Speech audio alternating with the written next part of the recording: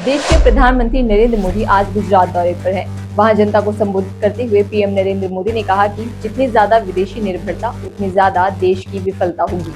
विश्व में शांति, स्थिरता और समृद्धि के लिए दुनिया की सबसे बड़ी आबादी वाले देश को आत्मनिर्भर बनना ही होगा।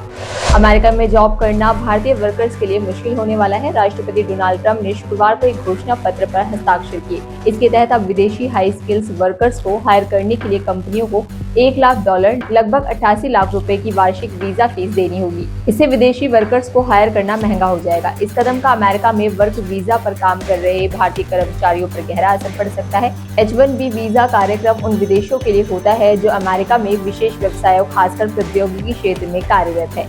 अमेरिकी राष्ट्रपति डोनाल्ड ट्रंप द्वारा H-1B वीजा की फीस बढ़ाकर 88 लाख प्रति वर्ष किए जाने पर भारत सरकार ने कहा कि यह फैसला मानवीय संकट का कारण बन सकता है, जिससे कई परिवार प्रभावित होंगे।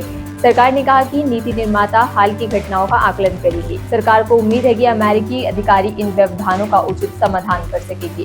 कांग्रेस ने H-1B वीजा की फीस बढ़ाए जाने को लेकर मोदी सरकार पर हमला बोला है। कांग्रेस ने कहा कि पहले H-1B वीजा की फीस 6 लाख रुपए थी, जो बढ़कर 88 लाख रुपए हो गई है। ट्रंप के इस फैसले से सबसे ज्यादा नुकसान भारत को होगा। भारतीयों के लिए अमेरिका में नौकरी के मौके कम होंगे। अमेरिका में भारत आने वाले पैसे में भी भारी कमी आएगी। भारत के IT प्रोफेशनल्स की नौकरियां खतरे में है।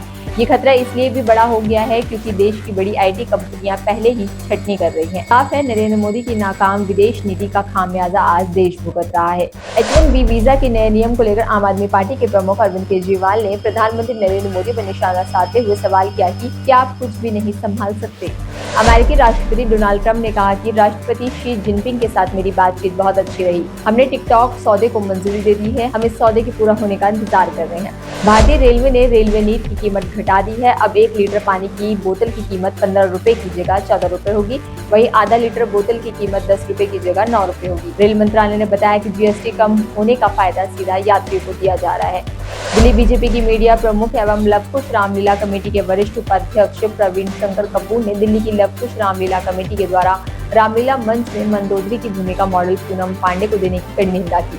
प्रवीण शंकर कपूर ने इस संदर्भ में लवकुश रामलीला कमेटी के अध्यक्ष अर्जुन कुमार एवं सचिव सुभाष गोयल को पत्र लिखकर मॉडल पूनम पांडे को रामलीला पात्र बनाने का विरोध जताया है।